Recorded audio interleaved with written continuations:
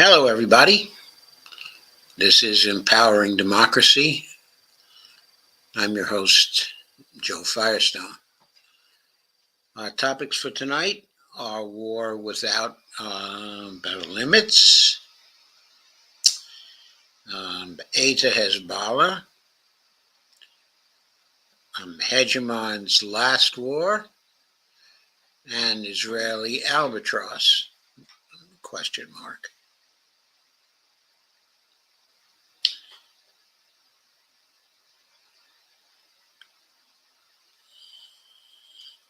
So let us get right to it.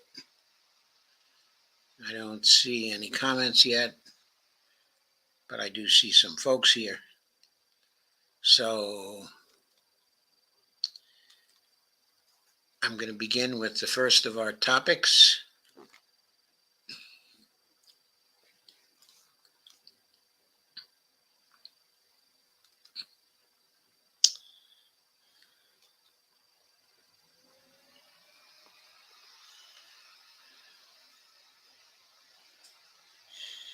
And this is A War Without Limits.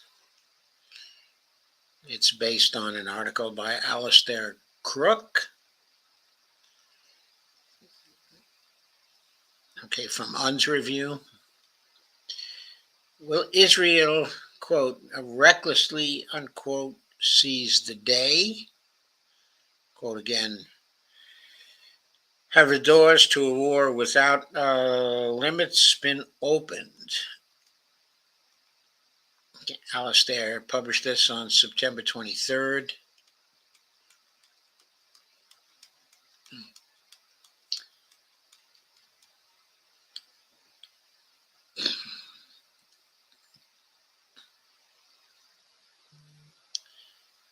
There's a photo of Hezbollah fighters. Judging by Israeli statements, the consensus is that Hezbollah will retaliate, but in a way that is different from the way it has responded until now. Quote, after today, day of the pager simultaneous explosions, there can be no talk about settlement and solutions, unquote, writes Ibrahim Amin, the editor of Al Akbar, known for his close contacts with the Hezbollah leadership. Quote, in just 1 minute, the enemy succeeded in delivering its harshest blows to the body of the Islamic resistance. Furthermore, through yesterday's operation, the enemy confirmed that it doesn't want to abide by the rules of engagement. Have the doors to a war then been opened, a war without any limits, ceilings, or borders, unquote? After today, it, i.e. the Israeli enemy, will make no distinction between a fighter operating on the front and an individual working in some distant office, unquote. Amin has noted.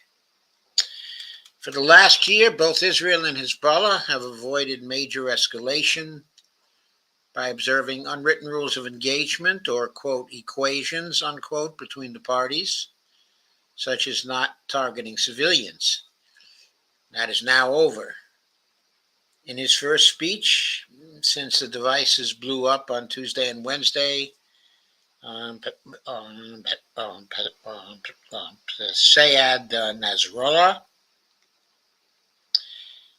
the Hezbollah leader, conceded that his group had endured a severe and cruel blow, unquote. He accused Israel of breaking, quote, all conventions and laws, unquote, said that it would, quote, face just retribution and a bitter reckoning, unquote, but he did not describe how Hezbollah might retaliate, quote, nor did he discuss the time, nor manner, nor place, unquote, of it occurring.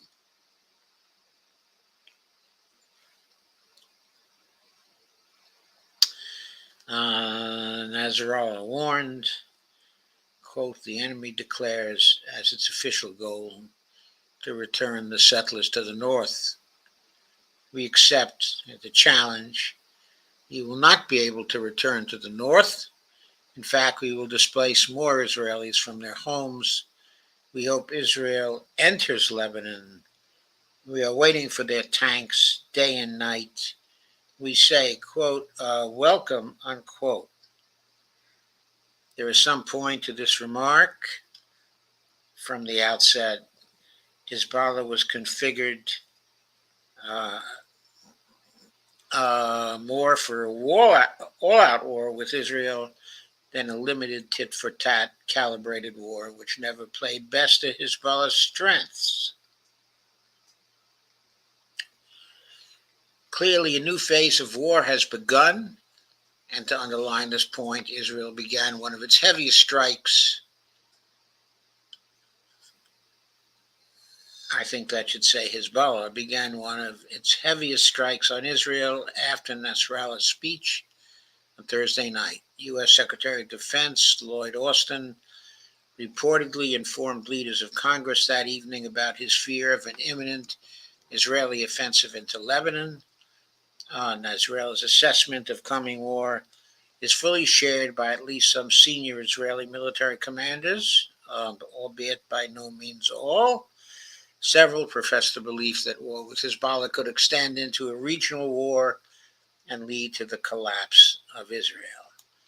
However, quote, you don't do something like that, hit thousands of people and think war is not coming, unquote, said retired General Amir Avivi, who leads the Israel Defense and Security Forum, a group of hawkish former military commanders. Quote, why didn't we do it for 11 months? Because we were not willing to go to war yet. What's happening now? Israel is ready for war, unquote. Quote again, there's a lot of pressure from the society to go to war and win, unquote, said Avivi, the retired general. And quote again, unless Hezbollah tomorrow morning says, quote, okay, we got the message, we're pulling out of South Lebanon, war is imminent, unquote. A poll in late August by the Israel Democracy Institute, a Jerusalem think tank, found that 60% of Jewish respondents thought Israel should intensify its response to Hezbollah. That includes 46% who believe that Israel should launch a deep offensive, striking Lebanese infrastructure, and 21% who seek an intensified response that only strikes on Hezbollah's infrastructure. General Avivi's remarks likely reflect an underlying reality that had become only too clear. Amos Hochstein, the U.S. envoy, has failed to achieve any, quote, diplomatic, unquote, progress towards a Hezbollah withdrawal from the south of Lebanon. Are they kidding? Why would Hezbollah withdraw from the south of Lebanon? In parallel, but U.S. officials, according to the Wall Street Journal, now concede that a Gaza ceasefire is, quote, out of reach, unquote, for Biden. That equally, Israel's military attrition on southern Lebanon that had resulted in a displacement of 80% of its inhabitants had achieved nothing. Israel's northern residents also remained displaced. Excuse me. It seems, therefore, that Israel is set on a path to wider conflict. A taster has already been given. On the 17th of September, the Houthis fired a missile at a target close to Ben Gurion Airport. The missile covered 1,300 miles in less than 12 minutes, which is to say it flew at hypersonic speed, approaching Mach 9, untouchable by air defenses, and struck, its target. It is probable we shall see more such hypersonic missiles flying, immune to air defenses, should this war escalate and Iran intervene. What is paradoxical, as so often in conflict, is that the exploding pager operation seemingly was entirely fortuitous in terms of the timing. It was not planned specifically to move Israel to a new phase in the Lebanese conflict. Quote, high-level regional intelligence sources said to Al Monitor that the decision to carry out the operation was, quote, forced, unquote, on Israel following an intelligence lapse. The Israeli military's original plan was to explode the devices in the event of a full-blown war with Hezbollah in order to gain a strategic edge, but not to detonate them on Tuesday, unquote, the sources added. Quote again, however, suspicions from at least two Hezbollah members caused the Israeli security establishment to agree to a premature execution of the plan. After a Hezbollah member in Lebanon suspected foul play with the pagers several days ago, that person was killed, the sources said, and the plan was ultimately executed. The subsequent decision to trigger the radios to explode was said to be driven by the expectation that after the pager detonations, the radios would fall under suspicion, unquote. With the weather due to change within a few weeks, curtailing or even halting air operations, Israel was faced with having to choose between two alternative courses, either military action within weeks or to wait until next spring to exert more pressure on Hezbollah to shift its stance. The political future in Israel going into next year, however, is extremely opaque. Netanyahu's court appearances are due to resume in December. The Hezbollah members' unforeseen suspicions about the pagers, quote, cast the die, taking us to a new level of war. Unsurprisingly, the chatter in Israel is that the pager operation has resulted in a major blow to Hezbollah's communication system that will cripple the movement's military capability, offering Israel the, quote, window, unquote, to press home an invasion to establish a, quote, buffer zone, unquote, in southern Lebanon, one that might facilitate the return of Israeli residents to the north. Nasrallah promises the opposite. More Israelis will be displaced from their homes in northern Israel. The notion that Hezbollah's communications are crippled is wishful thinking that fails to distinguish between what might be called civil society Hezbollah and its military arm. Hezbollah is a civil movement as well as a military power. It is the authority over a significant slice of Beirut and a country, a responsibility that requires the movement, to protect civil order and security. The pagers and radios were used primarily by its civil security forces, effectively civil police managing security and order in Hezbollah-controlled parts of Lebanon, as well as used by its logistics and support branches.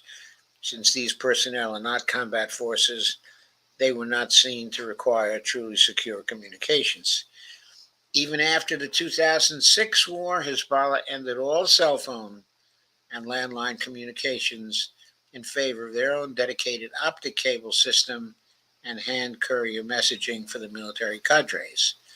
In short, Hezbollah's communications at the civil level took a major hit, but this will not unduly impact upon its military forces. For years, the movement has operated on the basis that units could continue with combat even in the event of a complete rupture of optic communications or the loss of an HQ. What comes next? Several scenarios are possible.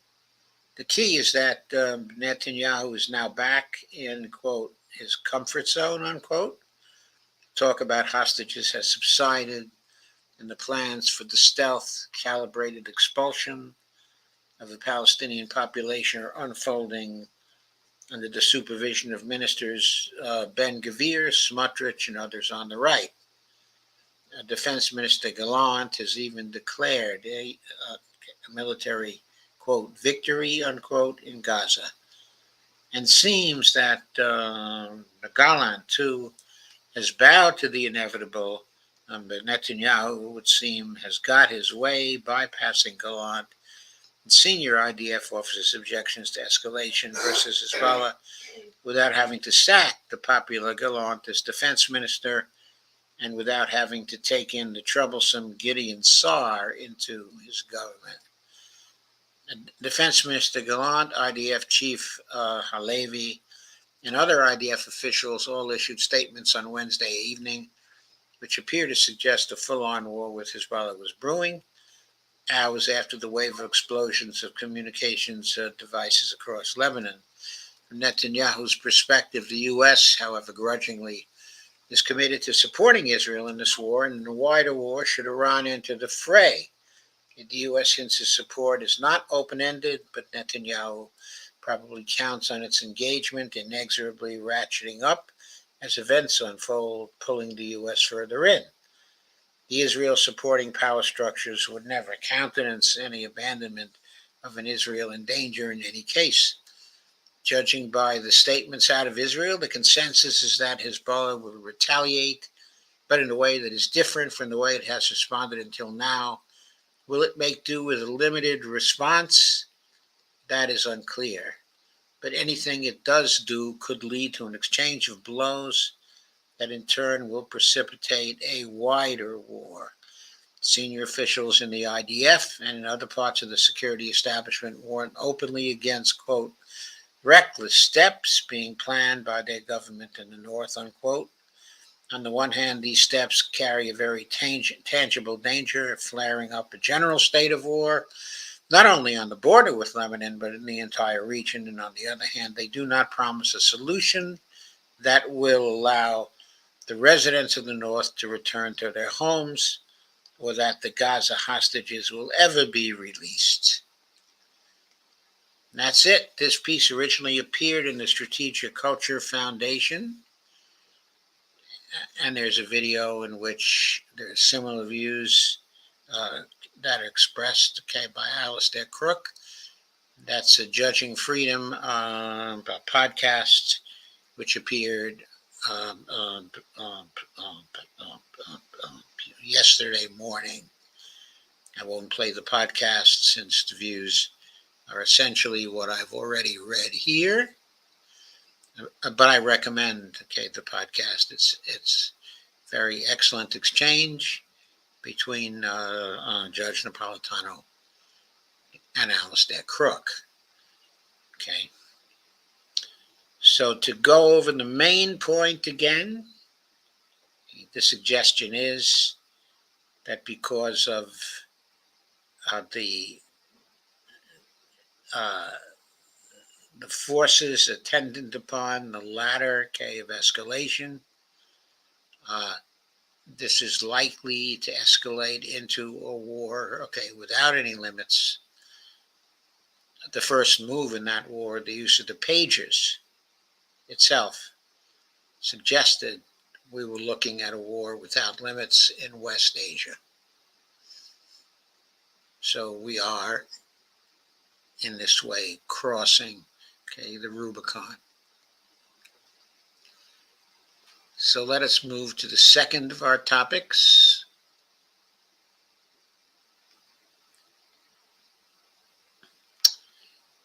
Specifically, will Hezbollah be getting aid?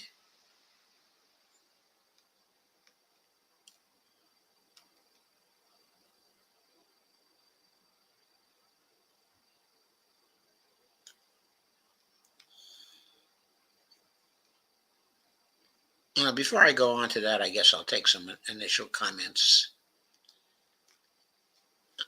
People say hi. Okay. Evelyn asks whether appearances by Netanyahu to resume in December, and asks, is he hiding? He's been hiding for ages. He thinks as long as he stays in office that he's invulnerable. That's why he's fighting so hard to stay in office.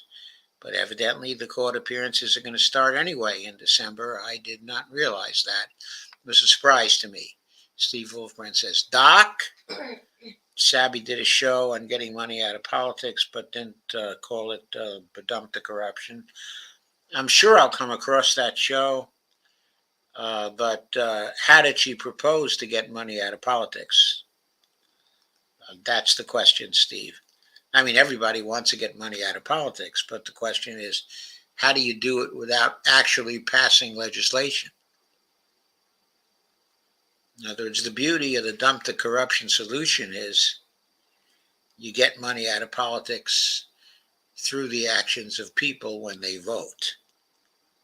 So anyway, I'll go on to the second topic now. Will there be aid to Hezbollah from the Muslim world, and in particular from the axis of resistance? The second article, also from UNS, all 4 articles tonight are from UNS, which is a wonderful source. Will Iran come to Hezbollah's rescue? How about Putin? Well, how about Putin? Let's see what Mike Whitney has to say.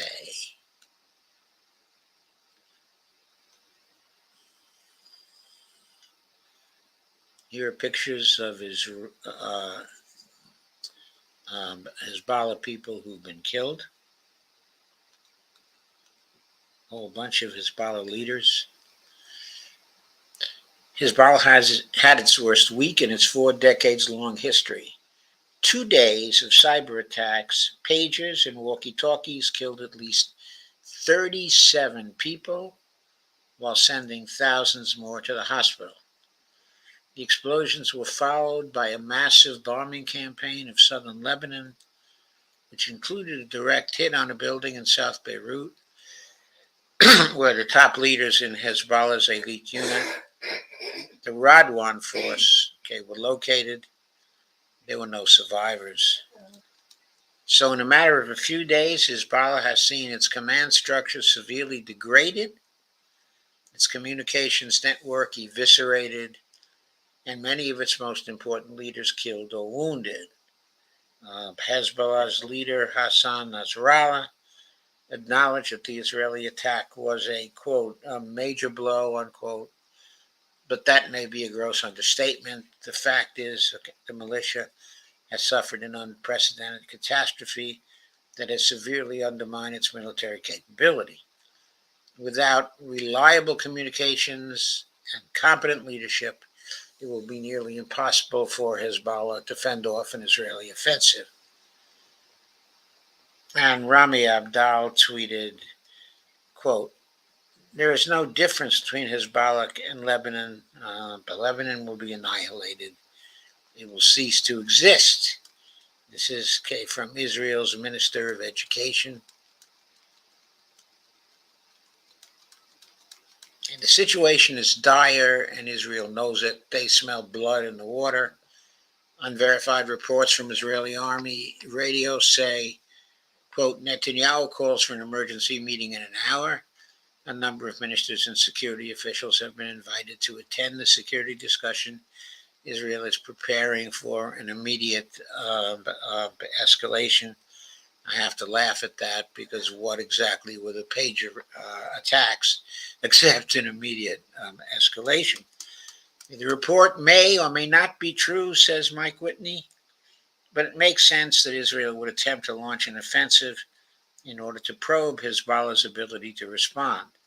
If the militia is temporarily blinded due to its communications and leadership problems, Israel will want to take advantage of that. Quote, so while we may not know all the relevant details just yet, the chances for a major escalation in the next few days seem to be extremely high. That doesn't mean that Israel will attempt to capture and hold all the territory between the northern border, and the Litani River, but it does suggest the IDF might apply its ruinous Gaza strategy to Lebanon and even to Beirut. Netanyahu and his generals could decide that while occupation can be costly, destroying the capital city along with its critical infrastructure could erode Hezbollah's military capability for a decade or more. And this was tweeted by Suppress News. So lightning bolt. Former Minister, Media Lieutenant Colonel, Reserve, Yoaz Handel wants Israel to do in Lebanon what it did and does in Gaza. Quote, Beirut must burn. I'm not saying this because I am a warmonger. No.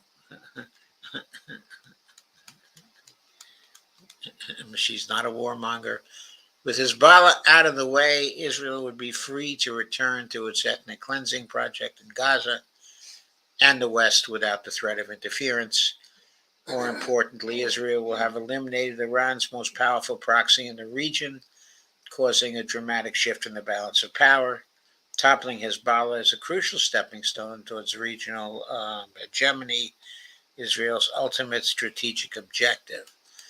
So what takes place in the next few weeks could be of critical importance, and I'd be very surprised if leaders in Tehran and Moscow are not preparing their own emergency response.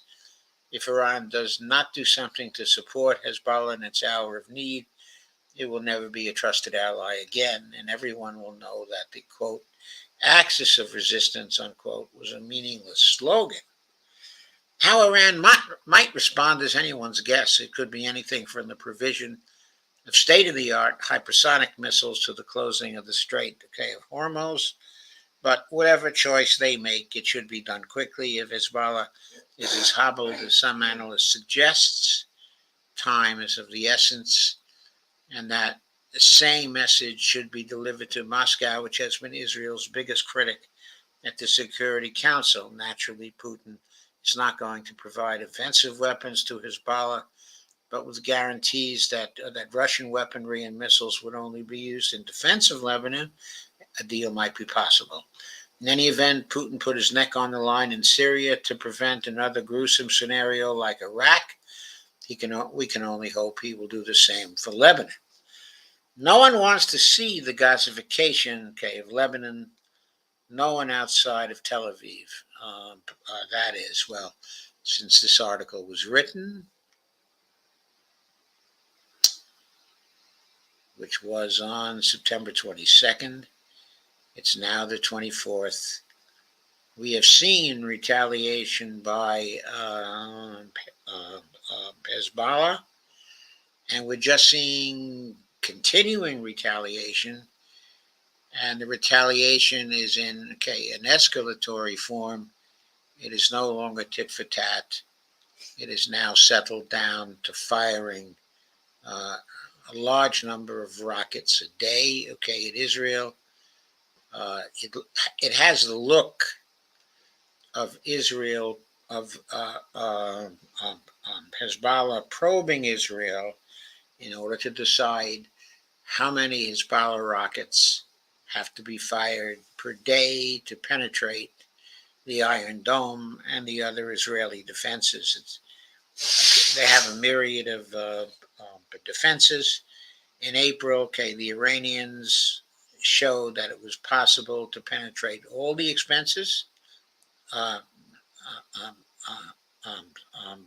all the defenses, and that in doing so, they were able to deliver 9 ballistic missiles on target in spite of the Iron Dome.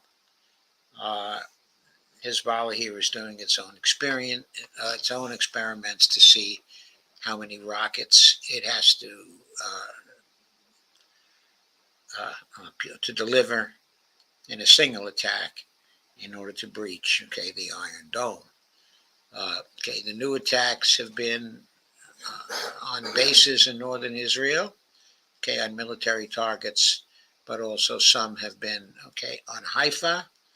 So it appears Hezbollah has begun to attack civilian targets now.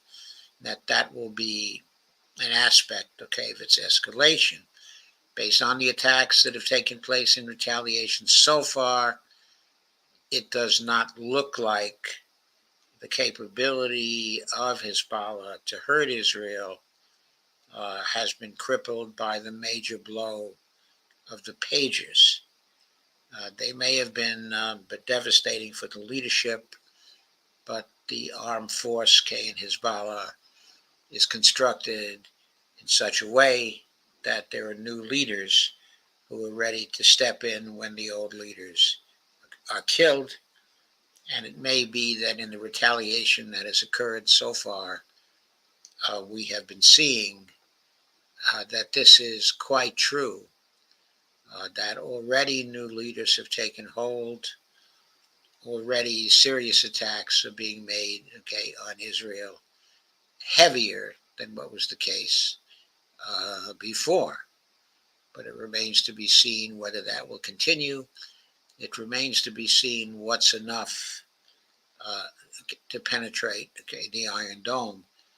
There was an attack of 150 drones and missiles. I believe it was yesterday by Hezbollah, the Iron Dome, and the other defenses like David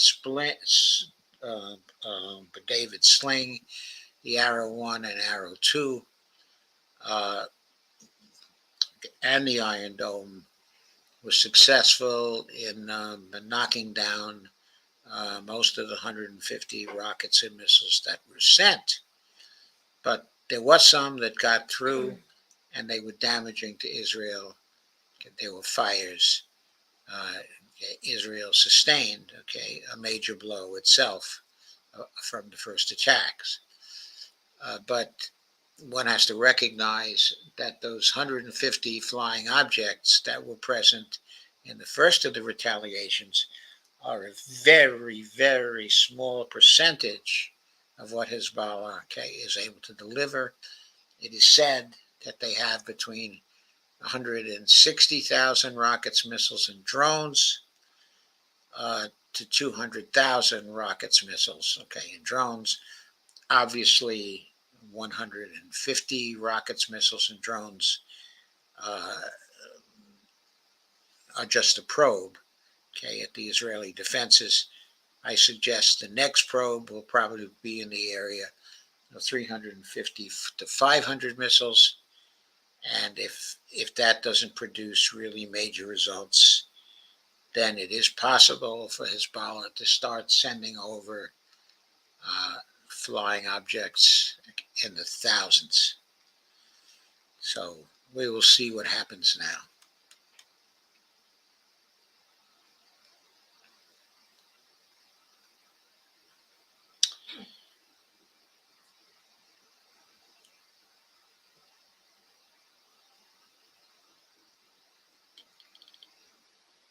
So this evidently was written for the UN's review. I don't see an original publication here. So Mike Whitney did something directly for the UN's review. I have a second piece by him tonight also. But first, we're going to go to back to see if there are any further comments.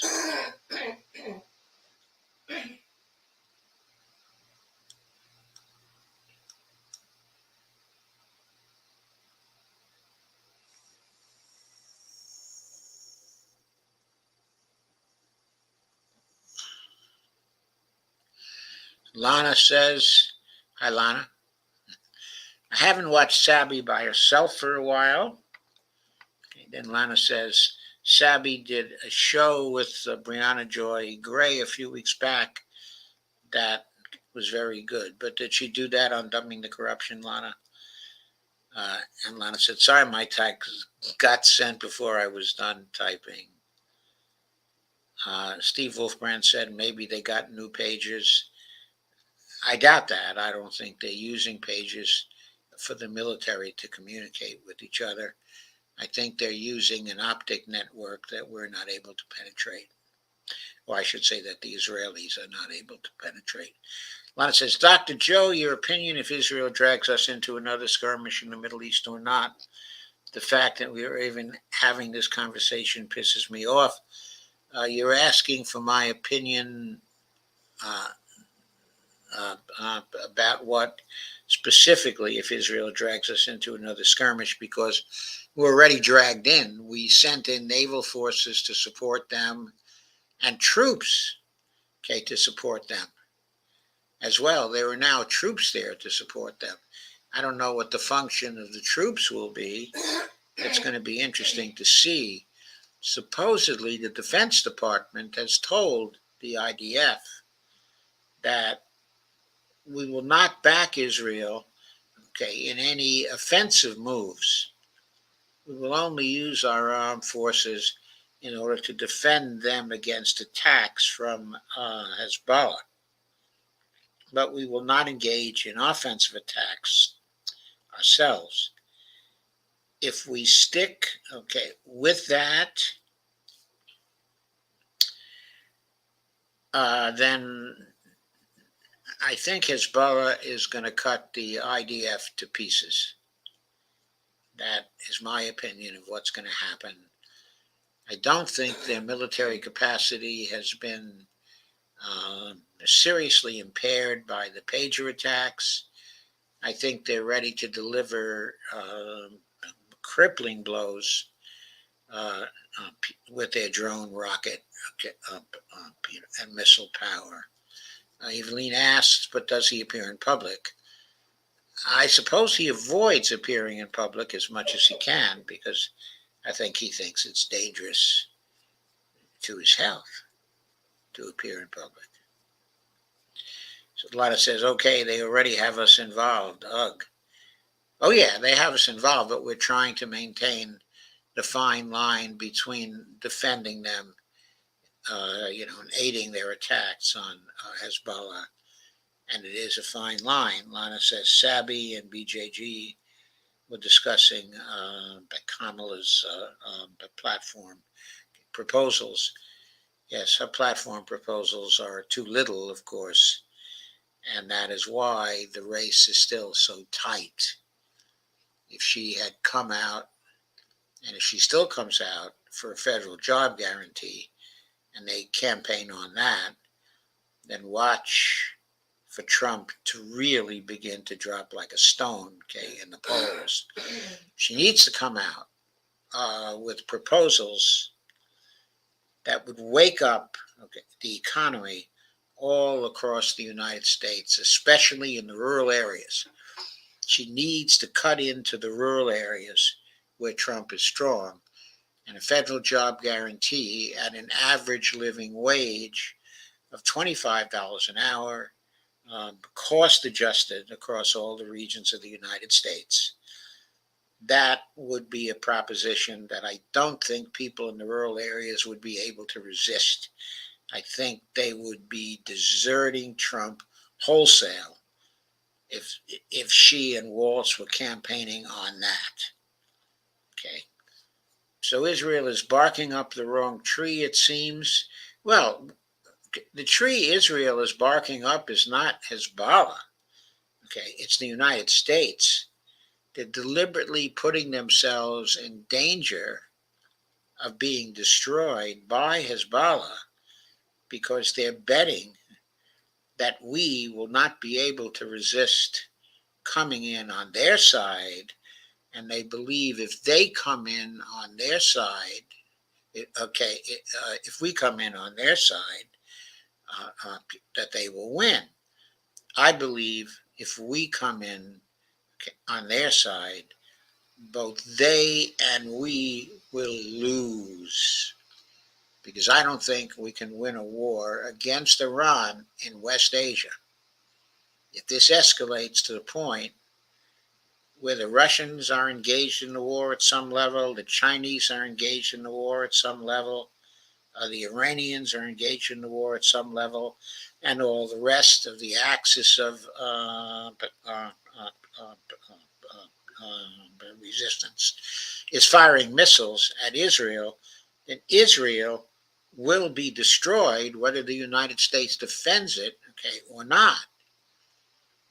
And with that configuration of forces, we cannot win a war in West Asia. We can, of course, do lots and lots of damage, but we can do lots and lots of damage to ourselves and Israel will be destroyed in the process. I've said on previous occasions, if Iran decides, to deliver crippling blows, and remember, they have much more than 200,000 rockets, missiles, and drones, to deliver. They have maybe 10 to 100 times more of the resources Hezbollah has when it comes to rockets, missiles, and drones. They've been building those for years and years and years. They're capable of attacking Israel using 3,500 flying objects at a time. And that kind of attack will absolutely overwhelm the Iron Dome and the other defenses. And if they hit the West Bank settlements, if they target the civilians in the West Bank settlements, I know they don't want to do that because they're catering to public opinion. That's why they've been so disciplined to hit only military targets. But I think now they have justification to hit civilian targets, in retaliation. And should they do that,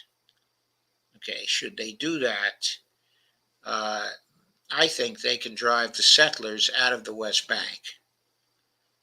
They can hit them with missiles so frequently, and the missiles will be so powerful that they will force the settlers to get on airplanes and get the hell out of Israel.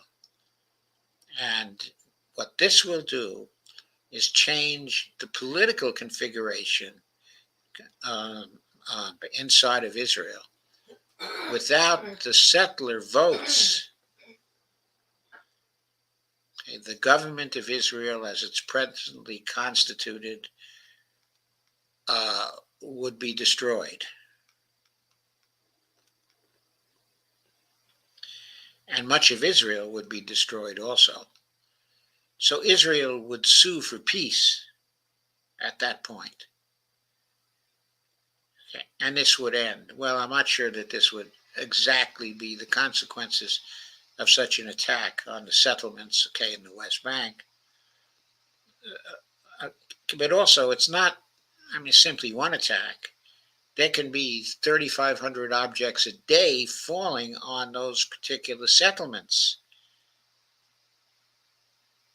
And the precision attacks would be precise enough that it would not implicate any of the Arab population of the West Bank. It would be precise attacks on the West Bank settlements, on the Israelis themselves. It would destroy the apartheid system. So that's what I think eventually is going to happen. I think Iran is going to wake up to the possibility of such an attack. They're going to start planning that kind of attack, and that will be devastating upon Israel. So anyway, that's my view. Lana asks, so Israel is barking up the wrong tree, it seems. It is barking up the wrong tree. Brianna Joy Gray pointed out the $25,000 first-time home buyer is a tax credit. Yes, it is a tax credit.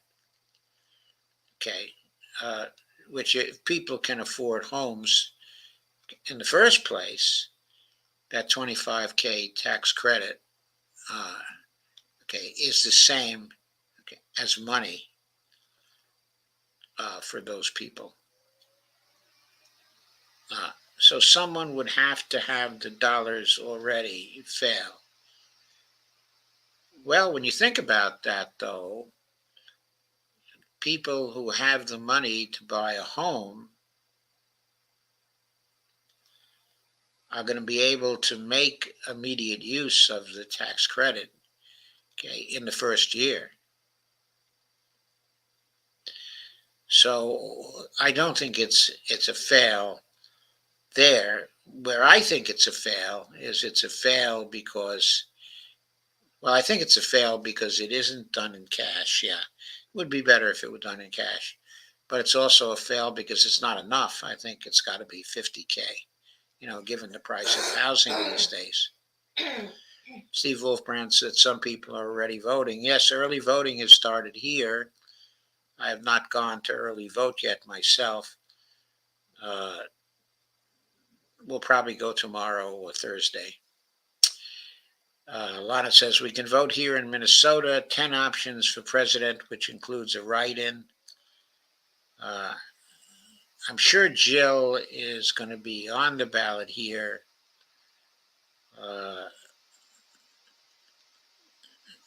Okay, I don't know if the election here in Virginia is enough of a far-gone conclusion for me to feel comfortable in voting for her. Lana says, that's what I mean. Israel is really playing with fire. It's nuts. Yeah, it is nuts. It's desperate. It's desperate because Netanyahu is desperate, because the Israeli people themselves are desperate. 40% or more of them are fanatic. They believe in the possibility of the greater Israel. And for them, it's a religious belief. Okay, it's a fanatical belief. They think God is on their side.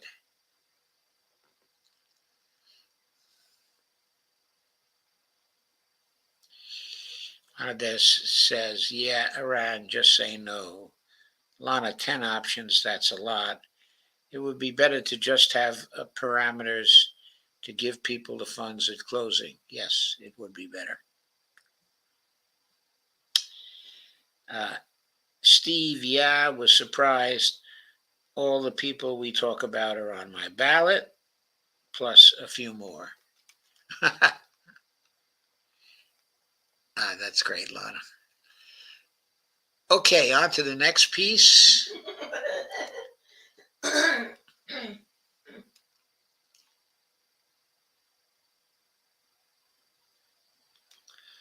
That's one by Pepe Escobar. This one was written on September 21st, 2024. It was also Kadon's review. It's called The Wilderness of Mira, the Hegemon's Last War. At first glance, that looks very, very horrifying because, the last war might be a nuclear war, and we don't want, a nuclear war. And in that figure, it says America's final war. This is a review of the thinking, of Andrei Martyanov, who's an expert.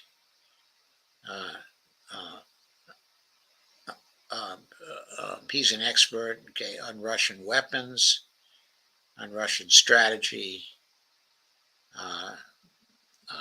on Russia generally. I'm not sure where he lives. On one point, I got the impression that he had come to the United States and was living here. But I don't know. I'm not sure where his streams are coming from. He had an interview today with, it was a British commentator whose name was Sean something or other. I saw part of it. The discussion was very interesting. But I normally see Andre on Nima Alkershid's show, and sometimes he's on with Judge Napolitano as well, and he's often on Danny Haifong's show as well. Andre is brilliant. Anyway, we proceed with this blog from Pepe. Andrei Martyanov has carved for himself a unique haloed place when it comes to deep critical thinking of all matters war and peace. In his previous books, in his blog, the title of which is Reminiscence of the Future, and in countless podcasts, he's become the go-to source when it comes to the inner workings of the special military operation in Ukraine, as well as the big picture of the proxy war between the U.S. and its collective West uh, uh, minions against Russia. Naturally, every book by this delightful human being with a biting sense of humor is something to cherish, and this one, uh, entitled America's Final War, the fourth in a series, should be seen as the crowning achievement in his carefully detailed analysis of a real revolution in military affairs that has completely bypassed the quote indispensable nation unquote. Right off the bat, um, um, um, um, right off the bat, Andrei Matyanov addresses Russophobia and how this overwhelming Western-wide pathology, quote, of a much larger scale than mere geopolitical contradictions between nations and states, unquote, is, quote again, taking on a metaphysical dimension rising from its racial, religious, and cultural components, unquote. The Russophobia has only been exacerbated by unpleasant facts on the ground concerning the, quote, real revolution in military affairs, unquote, a true, quote again, paradigm shift in warfare. Already in the preface, uh, um, Andrei Martyanov outlines the state of things as we speak, or what I have recently defined as a war of terror. So the final war, according to Andre and Pepe, is a war of terror. Quote, the current U.S. economy and military will not be able to fight Russia conventionally. It would face defeat if it tried. So the United States and combined West have resorted to terrorism, unquote. Add to it that concerning the ongoing proxy clashes, quote, NATO is incapable of fighting a real war of the 21st century, unquote. And even if the U.S. is, quote, shortly to be overcome superiority in satellite constellations and NATO's ability to fly with impunity in the international airspace over Black Sea counts for little in real war in which NATO would be made blind and its command control disrupted, unquote. Quote again, okay, this is a subtitle in the article. The best strategic assessment apparatus in the world, unquote. Uh, um, um, Andrei Matyanov engages in a necessary rewind to the situation pre-SMO. SMO is, of course, the Special Military Operation. In late 2021, when the armed forces of Ukraine was massing on the borders of Donetsk and Luhansk. Quote, in a last-ditch attempt to avoid military confrontation with what at that time amounted to the best U.S. and West proxy force in history, trained and equipped with many critical C4 elements, unquote, Russia presented the U.S. on December 15, 2021, with what Andrei Martyanov describes as a, quote, um, diplomatic euphemism for demands, unquote, on Washington on mutual security guarantees. That was the notorious, quote, indivisibility of security, unquote, proposal for Europe in the post Soviet space. Andre is correct in evaluating that this was not groundbreaking. It was, quote, a reiteration of the same points in which Russia had insisted upon since the 1990s, unquote. The crucial point was, of course, non-expansion of NATO specifically applied to Ukraine, quote, which since 2013 was becoming, in effect, NATO's forward operational base, unquote. That was Putin's diplomatic gambit to prevent war. After all, Russia's political military establishment had seen which way the dogs of war were barking and were able to forecast, quote, based on the superb intelligence and arguably the best strategic assessment apparatus in the world, the Russian General Staff, Service of Foreign Intelligence, SVR, FSB, and the Ministry of Foreign Affairs, okay, unquote. Moving on down the road, what is now developing in the black soil of Novorossiya, that's the part of Ukraine that Russia has occupied or mostly occupied, some of which, okay, it has annexed already. But NATO's impeding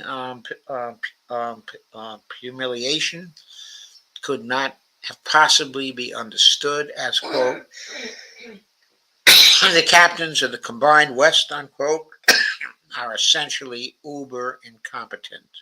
Quote, Western academic and analytical institutions, unquote, are not only, quote, not designed, unquote, to think strategically in terms of global balance of power in matters of war and peace, but clueless, unquote, statecraft as art of governance and uh, uh, military art, unquote.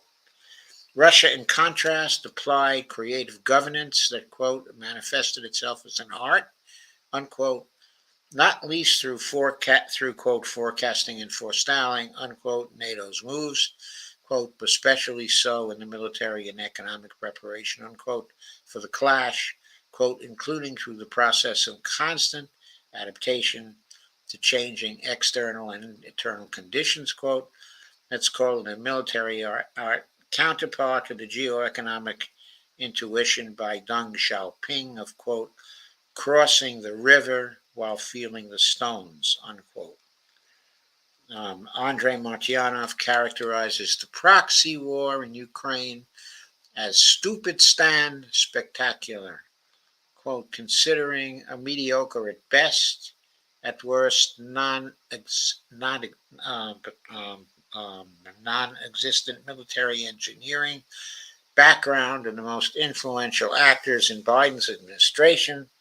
The difference between starting a war in Vietnam or Iraq, starting a war on Russia's threshold, was lost on them, unquote, as they failed to realize that, quote, again, Russia was a military superpower with an extremely advanced ISR, intelligence, surveillance, and reconnaissance complex, unquote.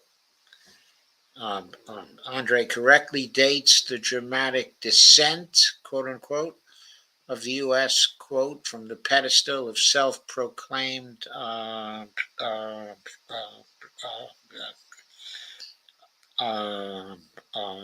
military hegemony, unquote, to the sabotaging of the April 2022 Istanbul Agreement, which was on the verge of being signed when Boris Johnson, quote, a major in classics from Oxford and a clownish figure with zero grasp of military art, let alone science, unquote, botched it on the orders of the Biden combo.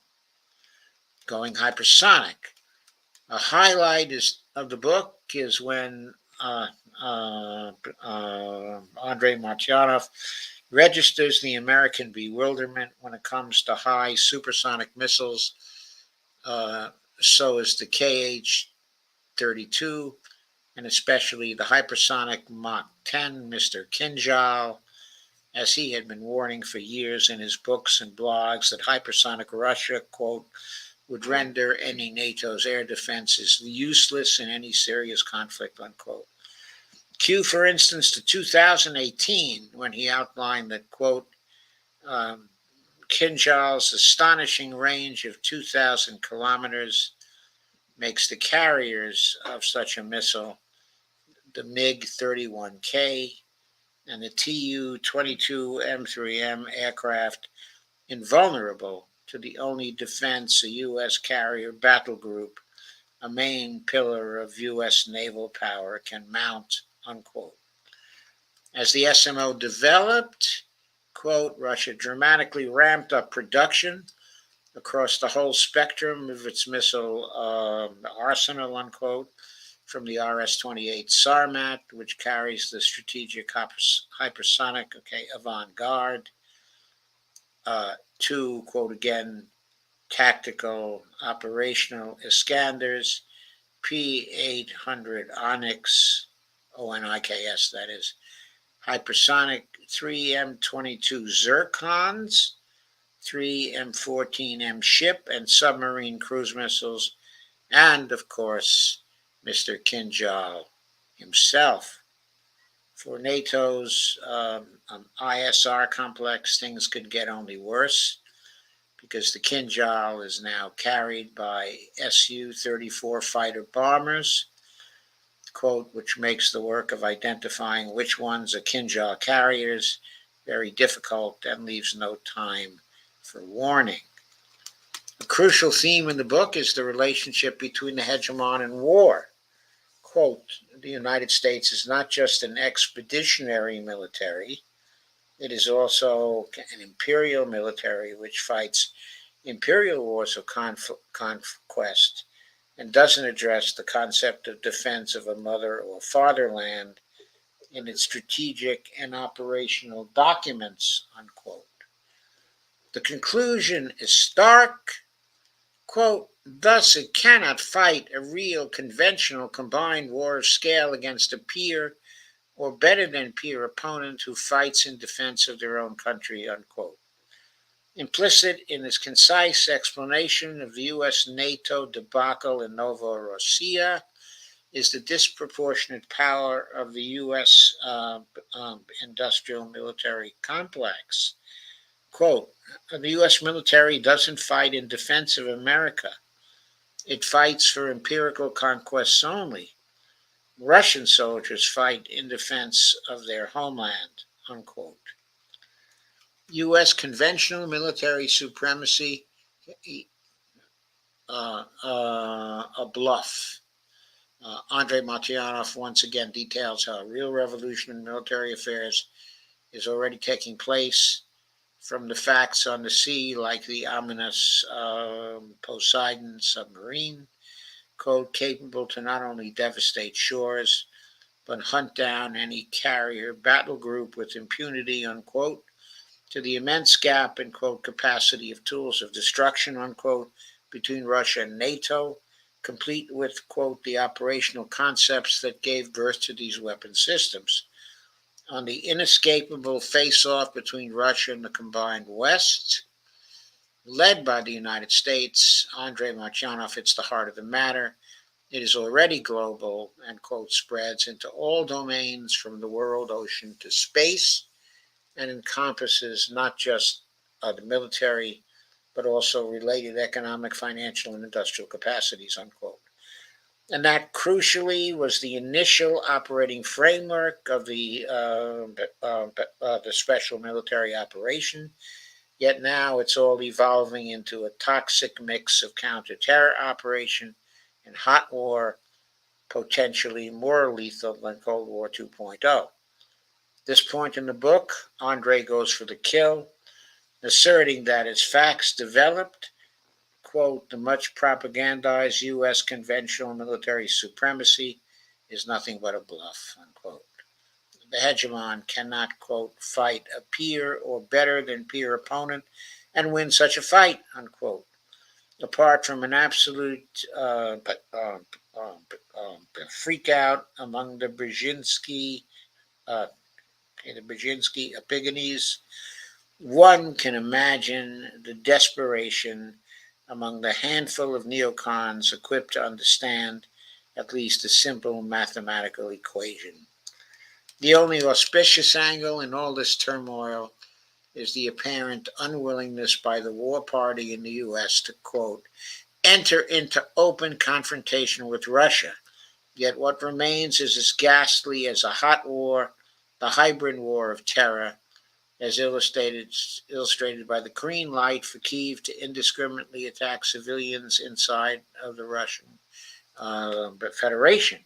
But I must add here that green light was turned red, at least temporarily, when Biden decided to go along with his military and deny permission for use of the ATACMS and the Storm Shadows, by the Ukrainians to attack deep inside of Russia. Going on, though, as the book comes to a close, it would have to inevitably circle back to Russophobia. Quote, Russia's military record is telling. It has consistently defeated the best the West could throw at it when it mattered, unquote. That's a source of envy mixed with fear. Moreover, Russia remained Orthodox Christian, which only adds to the unmitigated hatred displayed by collective West elites. So this is an opinion, of Pepe. Okay, he believes that somehow the West is very much opposed to the Orthodox Christian culture, of Russia, and that this is one cleavage that's a continuing source of conflict. I'm not sure that's true, but I think it's an interesting hypothesis. But Andrei Martyanov comes up with a precious, concise formulation. Quote, especially after Trotsky has been exorcised by Stalin, unquote, Russia ended up evolving into quote, society with primarily conservative values, unquote, very much derived from Orthodox Christianism, which crucially is part of a, quote, non-crusader historical ethos, unquote. Interesting. What happens next?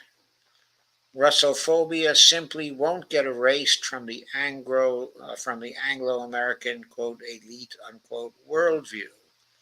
Quote again, Russia, in the form of the Soviet Union, defeated the best of the West's uh, uh, um,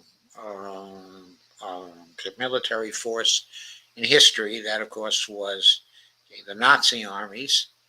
And a simple fact of the West's efforts to rewrite this history by claiming the victory as theirs without acknowledgement of the USSR's greater role reveals not only an ideological agenda and shoddy scholarship, but a deep, lasting trauma, unquote. I don't know if I buy that either, at least as an American who grew up in these times and has lived in these times, until old age. I don't view uh, uh, the crediting of the victory uh, um, uh, in Europe, to the USSR, as in any way traumatic. In fact, I always acknowledged it. It was clear in my family during the Second World War that the brunt of the ground war was being borne by the Russians. And we were deeply appreciative of this. But anyway, the trauma persists and now has metastasized into a new dementia cycle, exemplified by the current war of terror and NATO's plans to actually attempt an Operation Barbarossa remix. But Barbarossa, of course, was the code name for Hitler's invasion, of Russia, in the Second World War. The Operation Barbarossa remix by 2030. All that while NATO's, quote, geopolitical humiliation remains a secret only for the most unsophisticated strata of the Western public, unquote. That's a diplomatic way of characterizing the relentless brainwashing and imbecilization of the postmodernist, post-Christian collective West. In Roman Empire days, the Latins were able to turn something into a wasteland and declare victory. Andrei Martyanov's Chronicle of the Fate of Contemporary Empire turns Tacitus upside down. Before they will be able to turn everything into a wasteland, a counterpower will inflict them inexorable defeat, says Pepe. And that's his conclusion to that. This was republished from the Strategic Culture Foundation by permission of the author, okay, or representative.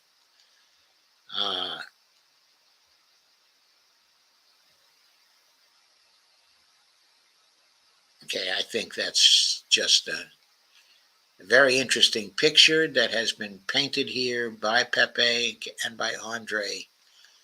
I think that Pepe is running with this thesis that the war in Ukraine will be won by the Russians, but however, the West, the collective West, will not stop fighting, but will continue with a war, okay, of terror.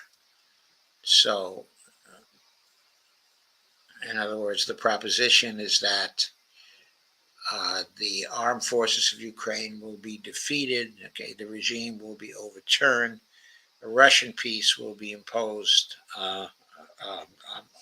on Ukraine, but the West will continue fighting with a war of terror inside of Ukraine, inside of Russia. They foresee that as the response of the West, okay, to defeat, okay, in Ukraine. I think this possibility is a pretty good one, but I also think it is not one that is completely, okay, inevitable. There is always the power to change policy. There is the power for us to try to influence policy and to end the wars of the West, to maintain, okay, the hegemony, okay, of the United States. We can decide to end these wars. I hope we will. Of course, I cannot guarantee, okay, that we will. I hope this stream has been shared on Facebook, because I regret to inform everybody that I forgot to do that sharing myself. But others have shared it for me.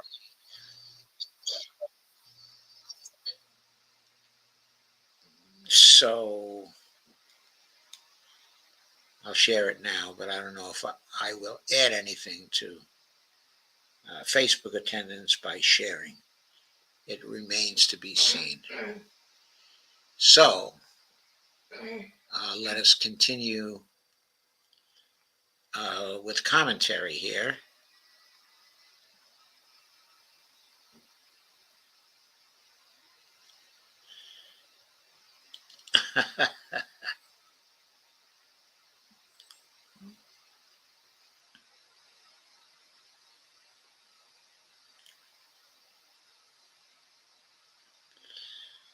Lana says, Steve, yeah, I was surprised. All the people we talk about that are on my ballot, plus a few more. And Steve says, yeah, Lana, I like Claudia de la Cruz. Yeah, I do too. She's a woman of great spirit. Steve Wolfbrand says, I can't believe 6 million Ukrainians have been killed. Is this possibly true? Okay, I don't believe so. I think what has happened is that there were very few Ukrainian civilians that have been killed in this war, because the Russians haven't been trying to kill the civilians. They've tried to limit their attacks on military targets. I do believe that about 20 million Ukrainians or more, maybe 22 million, have left for other nations, so that the current population of Ukraine is down to 18 million. Okay, I've believed this based on some things that Colonel McGregor said and Scott Ritter have said. I believe for some time, okay, that this is the case. So they've lost many millions of people who are unlikely to come back, okay, at least in the short run. Okay, and I think very many of them may never come back if now they've settled in other parts of Western Europe or in the UK or the US or Canada. I don't know, okay, if they'll ever come back to Ukraine. I believe there have been 600,000 fatalities among the military, okay, in Ukraine.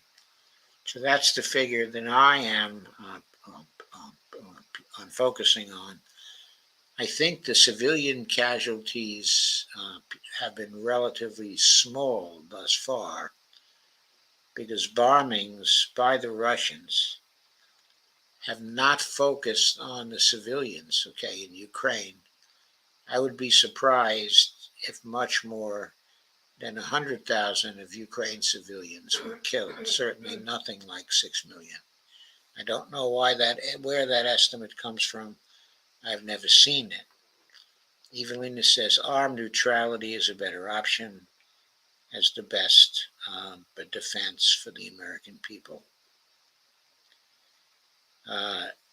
I don't know who would be neutral and armed. I think that what the Russians are going to impose on the Ukrainians is a peace, okay, where Ukraine would be neutral, would be demilitarized, and would be denazified. Where if there are any remaining Nazis, they would be in a part of Ukraine, in a Ukrainian rump state that would not have been completely taken over by the Russians. Lana says, had to look up Epigenes, an undistinguished imitator, follower, or successor of an important writer, painter, etc. Yes.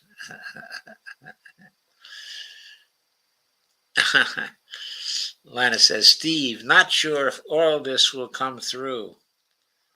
These are my options. President and Vice President Donald J. Trump and J.D. Vance, President and Vice President Kamala Harris and Tim Walz, President and Vice President Chase Oliver and Mike Termat, they're from the Libertarian Party. President and Vice President Robert F. Kennedy Jr.,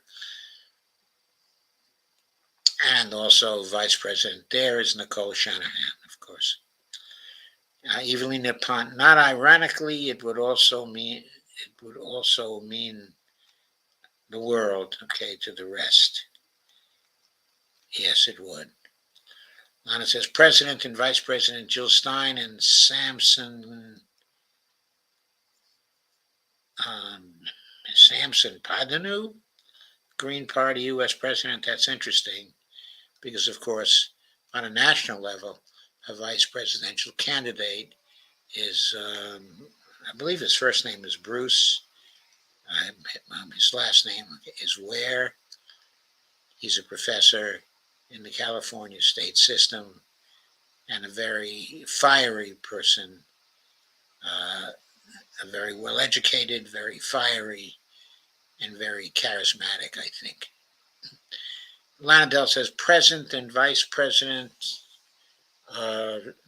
Rochelle Fruit and Dennis Richter, Socialist Workers Party, President and Vice President Cornel West and Melina Abdullah, Justice for All U.S. President and Vice President Vice President Shiva. Lana, you don't have to read all those names on my ballot. I was just listing it for Steve. Well, I wanted to read it. I thought it was interesting. Dee says I shared on Facebook and X. Even if says no, Dr. Joe is referring to armed neutrality in the U.S. Hopeful thinking. I don't know if I would, say neutrality for the U.S. What I'd like to see for the U.S. is, of course, we keep a defense posture of some sort, but I would like to see collaborative foreign policy with the other nations of the world, conscious seeking of win-win games to play with other nations. Steve Wilprin says still an extremely high number. Yes, it's catastrophic for Ukraine. It's really catastrophic. I mean, this war for Ukraine, it will be only a shadow of its former self, most probably for decades. I mean, it was a nation with a bright future if it had accepted, the neutrality that Russia wanted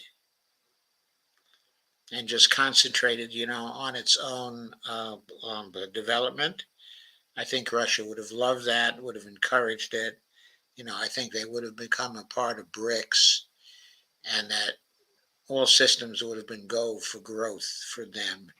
The policy they followed was literally suicidal. Evelina says, I guess. Yes. Well, there is the last of our pieces for tonight, the last of our topics for tonight. Is Israel an albatross?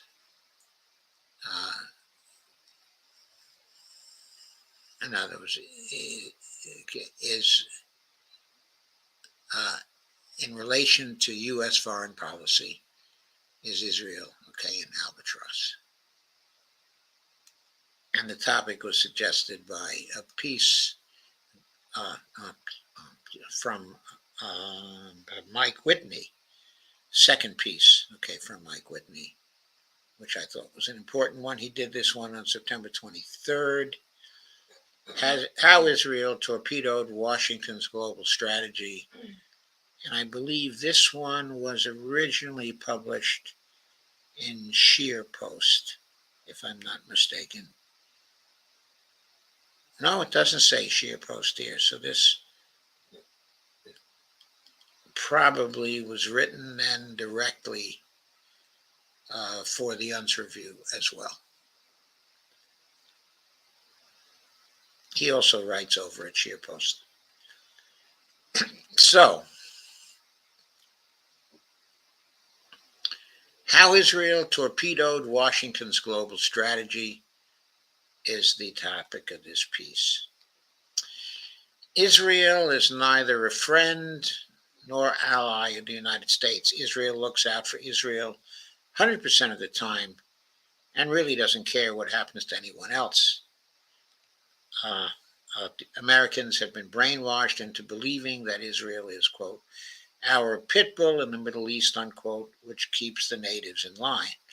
But this simply isn't true. Israel's activities in the region undermine U.S. interests and inflict severe damage to America's public image. I think it's worse than that.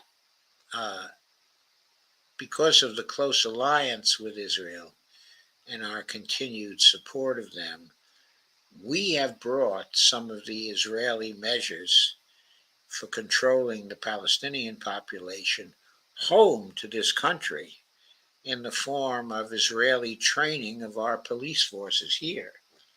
And the brutality the police forces have been showing in suppressing freedom of speech for years, in part has been a result of Israeli training of our police forces. So this has been a very catastrophic policy from the standpoint of its domestic impact here, not just its foreign policy impact. So I add to the thesis here that Israel is an albatross around our necks. Here's how foreign policy expert John Mearsheimer summed it up. So Mearsheimer, the great theorist of realism and international relations, quote from him, quote, Israel is a strategic albatross around our neck. It's a liability. Let me just point out, the U.S. doesn't just give Israel lots of weapons and lots of money. It gives it unconditionally. This is truly remarkable. We don't treat Israel like a normal country and help it because it's to our benefit strategically. That's not what's going on here. The U.S. does what it does because of the lobby, that is to say, the American Israel Political Action Committee, or AIPAC.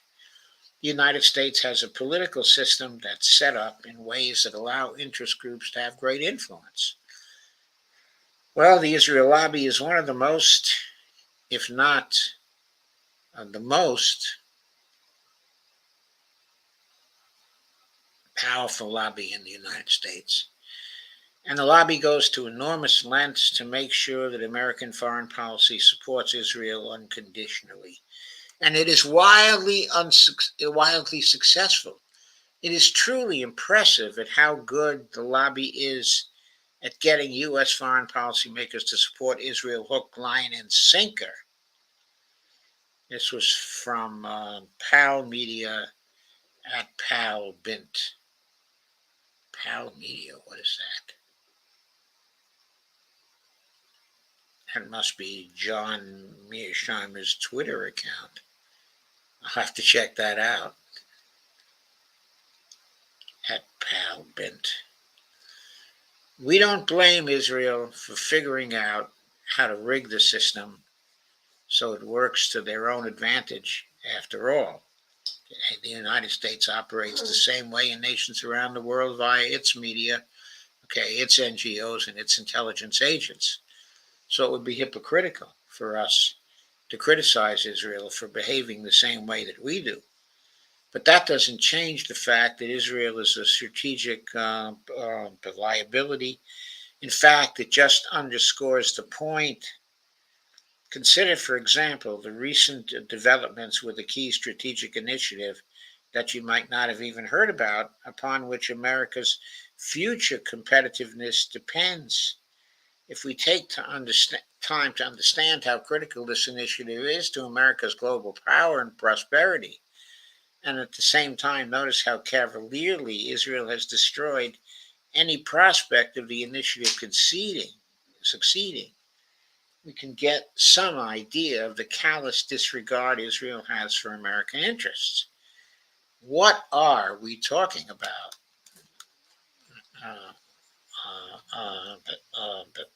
Says Whitney.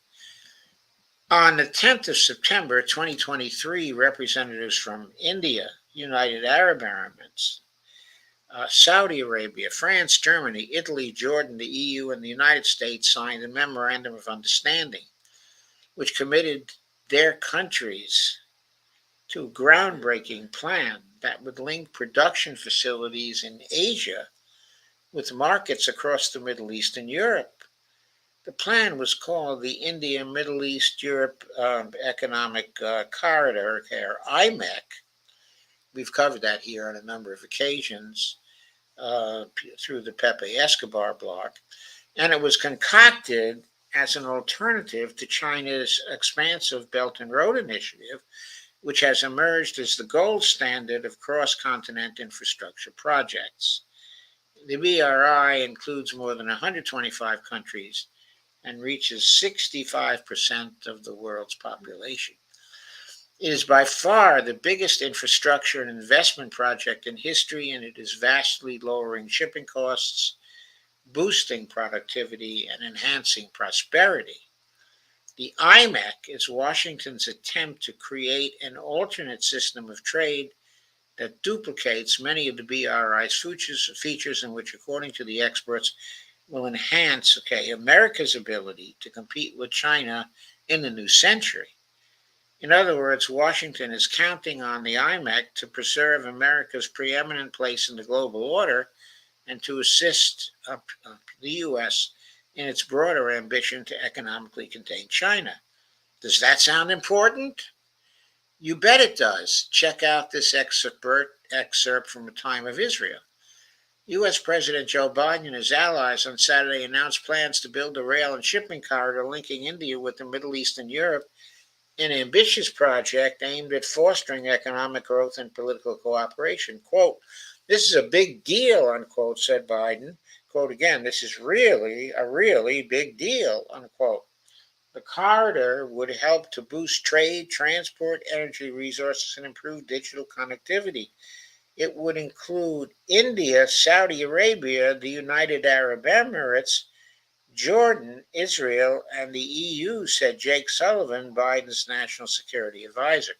Here I have to note, of course, that the Israeli component of the project was going to include a canal from the port, of Eilat that was going to let out into the Mediterranean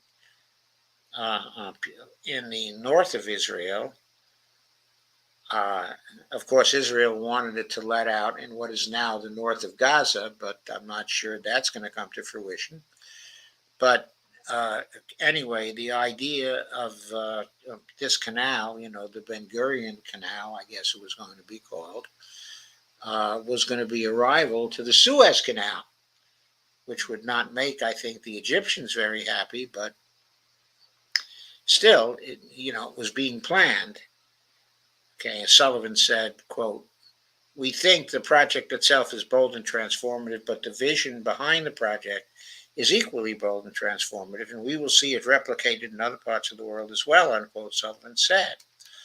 The network reflected Biden's vision for, quote, "far-reaching investments," unquote, that come from, quote, "effective American leadership and a willingness to embrace other nations as partners." He said the enhanced infrastructure would boost economic growth, help bring countries in the Middle East together, and establish that region as a hub for economic activity instead of as a, quote, "source of challenge, conflict, or crisis," unquote, as it has been in recent history. Biden unveils, there's a link to an article, Biden unveils a U.S.-backed transport corridor to link India to EU via the Mideast and Israel. This quote was from the Times of Israel. "Biden is right," says Whitney. "The plan for a massive rail and shipping corridor linking India with the Middle East and Europe is a very big deal. Washington has a lot riding on that deal, including its future prosperity and power. Regrettably, Israel can't be bothered with such trivialities as America's future, especially when it conflicts with their own fanatical ambition to conquer a minuscule stretch of barren ground in Gaza. In their mind, that's all that counts. Keep in mind, Washington has been working on the IMEC for a very long time. In fact, the so-called Abraham Accords are merely a subset of this broader economic integration strategy.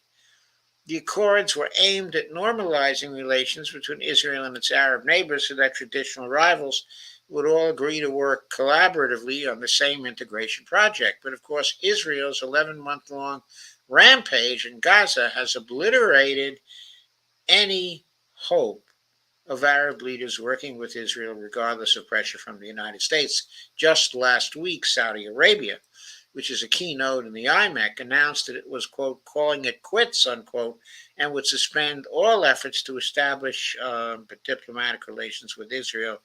This is from an article at Responsible Statecraft. Quote, "In televised speech, Saudi Crown Prince Mohammed bin Salman, otherwise known as MBS, of course, stated that, quote, "the Saudi kingdom will not stop its tireless work towards the establishment of an independent Palestinian state with East Jerusalem as its capital.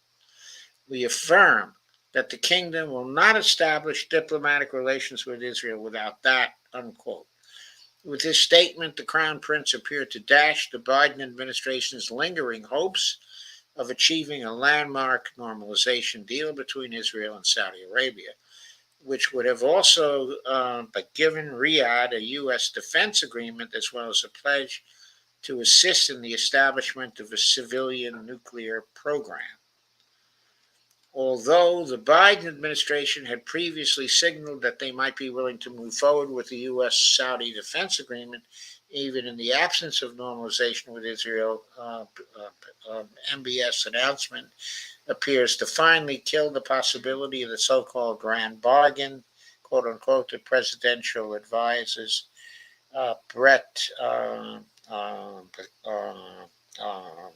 McGurk, Jake Sullivan, and other senior Biden officials had hoped would offer a means of countering China, resolving the Gaza crisis, and topping Trump's Abraham Accords all in one. MBS clear statement of Saudi support for the establishment of a Palestinian state demonstrates the impact of the events of the past year. Israel's devastating campaign, all this is part of the quote, Israel's devastating campaign against Gaza, cutting off water and electricity, dropping an average of 42 bombs every day, and blocking adequate food, health supplies, and other uh, uh, and other basic necessities from entering the territory have provoked worldwide condemnation, which is strongest in the Middle East. And then there's an article on MBS. No Saudi-Israel normalization until Palestinians get a state. And that was from Responsible Statecraft. And that's the end of the quote. No one is blaming Israel for responding to the attack on October 7th. What Israel is blamed for is its 11-month-long bloodbath that has killed tens of thousands of civilians while reducing 80% of all the structures in Gaza to rubble. That's not an acceptable response to terrorism.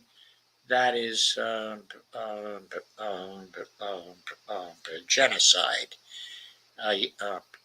Yes, it is, but I have to correct that last statement, okay, to the extent that I blame Israel for its response to the attack on October 7th. Not just for the bloodbath, of course I blame them for that, but I blame them for responding, okay, at all in terms of a punishment. I know about the politics of this, okay, inside of Israel, but the truth is, under international law, Hamas had the right to resist the Israeli occupation, which had gone on for decades, of course. They had every right, okay, to resist, but Israel did not have a right to respond with reprisals of any kind, including, of course, okay, the bloodbath, okay, but not even just a token attack. They had no right. They've been defying international law for decades and decades and decades. It has to stop. Of course, if we're going to be honest, going on with the article, the Gaza genocide is just the tip of the iceberg. If we really want to appreciate how much of a burden Israel is, then look no further than the U.S. State Department's own website. Here's what you'll find. The 75-year partnership between the U.S. and Israel has been built on mutual interests and shared democratic values from its inception, with Israelis and Americans united by their commitment to democracy, economic prosperity, and regional security, assistance, and cooperation. This is all a quote from the State Department. The abiding U.S. commitment to Israel's security is buttressed by robust security assistance to Israel, including the 10-year, $38 billion memorandum of understanding that was concluded in 2016. Consistent with the memorandum of understanding, the United States provides $3.3 billion annually in foreign military financing, an additional $500 million in missile defense funding. Missile defense funding supports several cooperative missile defense programs, including David Sling and Iron Dome, as well as Arrow, Arrow 2, and Arrow 3, whose life-saving capabilities have proved vital to Israel's security. In 2022, the United States provided $1 billion in supplemental funding to replenish Israel's stock of missile interceptors for the Iron Dome. Regional peace and cooperation. This is more from this very long quote from the State Department. The United States is committed to promoting a more integrated, prosperous, and secure Middle East that benefits all its people. We are dedicated to deepening and expanding normalization and integration between Israel and Arab and the Muslim uh, uh, uh, uh, majority states, as exemplified by the Abraham Accords, other normalization agreements. The United States advances regional integration, cooperation, and development to augment peace, security, and economic prosperity for the wider region, including initiatives that could strengthen the Palestinian economy and improve Palestinians' quality of life. The United States remains committed to advancing a comprehensive, uh, uh, uh, uh, negotiated two-state solution to the Israeli-Palestinian conflict. As part of our efforts to promote a two-state solution and regional peace, the United States is programming the first 2 years of a 5-year funding plan, a $100 million tranche to strengthen people-to-people engagement between Israelis and Palestinians. Okay, this is from the U.S. Relations with Israel, which is at the U.S. State Department website. And Mike Whitney now continues. It's shocking, isn't it? $3 billion here, $38 billion there. Pretty soon you're talking real money.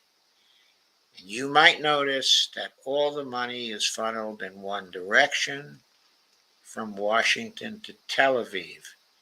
Never the reverse. Why is that? Notice also how the author boasts about the Abraham Accords and the, quote, regional integration, unquote, projects, IMEC, and even the elusive, quote, two-state solution, unquote, all of which are of paramount importance to the United States, but all of which have been deliberately sabotaged by our, quote, good friend, unquote, Israel.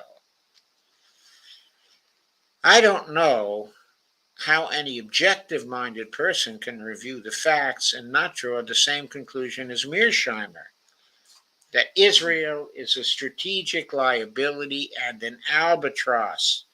If we were smart, we'd close our embassy in Jerusalem and recall our ambassador immediately. Enough is enough. Not to mention, by the way, withdrawing all our military support immediately. Of course, he does not say that, but that is strongly implied, okay, by what he says. And of course, we all know that if our military support were withdrawn from Israel today, the war would be gone by tomorrow, or at least Friday, or the end of the weekend. Israel would not be able to continue slaughtering the Palestinians without our shipments of arms. We are complicit completely in this, of course. Anyway, I thought that was a pretty good piece reviewing what Israel costs us, but of course it doesn't have anything to say, or very much to say, about there is the foreign policy cost, and it is devastating, but the domestic policy cost is also devastating. I mean, it's so corrupt to support Israel, primarily based on the money coming from the Israeli lobby. It's such a threat and insult, to democracy. Our support of Israel is not based on any intelligent discussion and debate and freely flowing contest of the issues. Our support for Israel is based on a lobby buying our congresspeople, buying our presidents. Shameful. year after year after year. Barney says it's shameful. It's not just shameful, it's corrupting our democracy. It's one of the main features of corruption of our democracy that we see in the United States today. Of course, there's much more corruption in a wide range of subjects. We all know that. But the Israeli corruption is probably the worst. Okay, corruption. The flow of money to decision makers, and they're jumping how high in response to Israeli requests is just disgusting. Just disgusting. On that note, I will look at your further comments.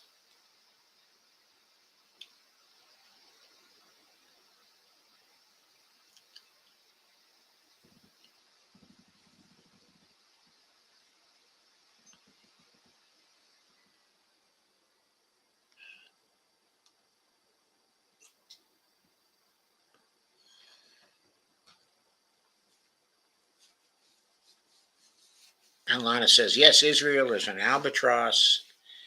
Evelyn says, your idea of collaborative foreign policy is better, of course. Okay, well, of course, it isn't my idea. Okay, it's the idea, okay, of a group of people uh, who are critics of our foreign policy. Okay, most notably, the idea is pursued by Jeffrey Sachs, creatively pursued, okay, by him in a very untiring and outstanding way. Steve Wolfbrand said, I don't get it. We can train, okay, our own police. Evidently, people thought that it would have, it would be great uh, if we gave some further money to the Israelis to train our own police, uh, to establish cooperative relations between our police, okay, and the IDF, to send people for junkets over to Israel and have the Israelis come over for junkets here and teach our police how to brutally repress the exercise of freedom of speech and freedom of assembly, okay, in the United States. Uh, yes. Israel also costs us an opinion across the globe. Clearly, Israel costs us an opinion across the globe. I mean, one of the main reasons why our name is mud across the globe is because of Israel. Of course, the other main reason is the war in Ukraine, our provocation of that war. There are a few other reasons as well, like the activities of our intelligence arm in more nations of the earth than I can count. Its activities in trying to influence the policies of those foreign nations so that they're always supportive of what we think is the right thing to do in international relations. So, okay, tonight is Tuesday. I will be back on Thursday. I will try to find the episode of Sabi that you're talking about, Steve. I certainly want to see what she has to say. And right now, I'm planning on talking about some domestic politics things, okay, on Thursday. But of course, depending on what happens in the international politics realm, there may be some things so important that occur there that I have to come back to that on Thursday. But right now, I'm planning a focus, okay, on domestic politics here.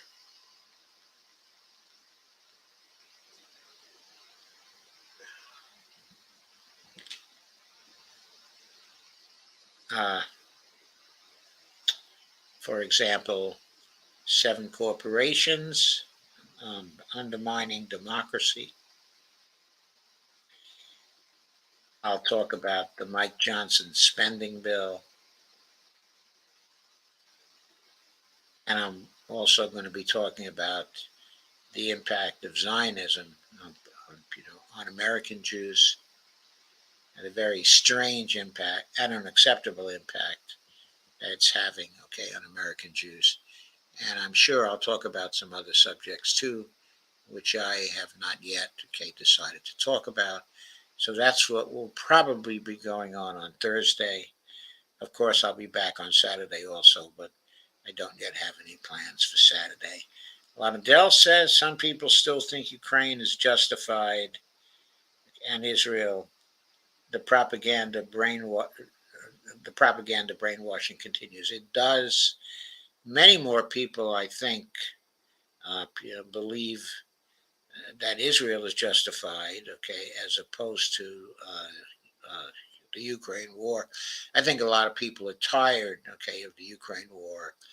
But one of our favorite people here, of course, is still holding out for Ukraine as a noble cause.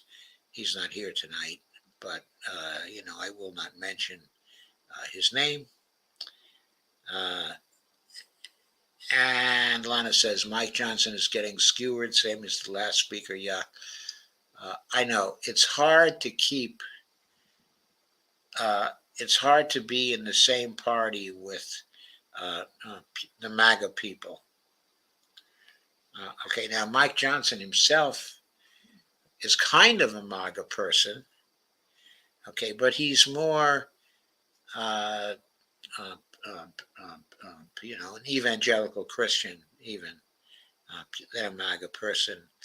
And he has also some practical sides. So he knows that right now, before the election, he has to compromise, with the Democrats. Then he cannot shut down the government. So, but anyway, the MAGA holdouts and the Freedom Caucus, in the House, who are also MAGA types, are very militant when it comes to spending, and very militant about doing something that hurts the Democrats in some way.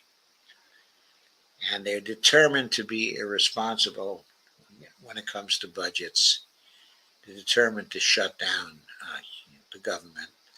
So, of course, they're going after Mike Johnson, and he is going to have a tough time.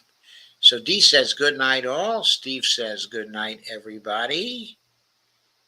And Lana says what happened to Steve Gonzo? I don't know what happened to Steve Gonzo. He was here about 3 streams ago for a while. But I think he's been busy with other things. Steve Hilbert said, I'll see if I can find that Savvy show for you. Thank you, Steve. And Lana says they want him to force the vote for the SAVE Act because they believe illegals are voting.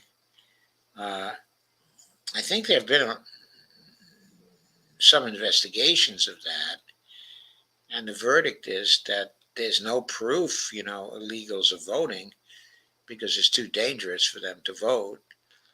But of course, some in the Republican Party just refuse to believe that.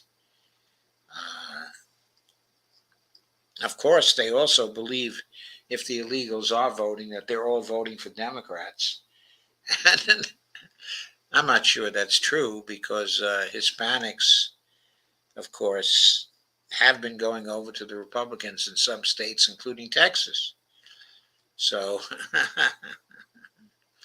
anyway, that's one of the ironies. Okay, I guess on that note, I'm going to say goodnight. And thank you, Steve, if you can get me that. But I'm very interested in finding it also myself, so I'll be trying. So thank you, everybody, and I'll see you on Thursday.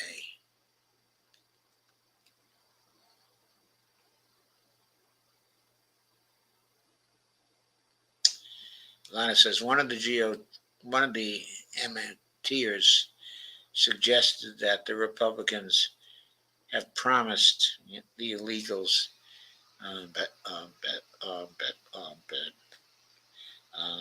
citizenship. I hadn't heard that, but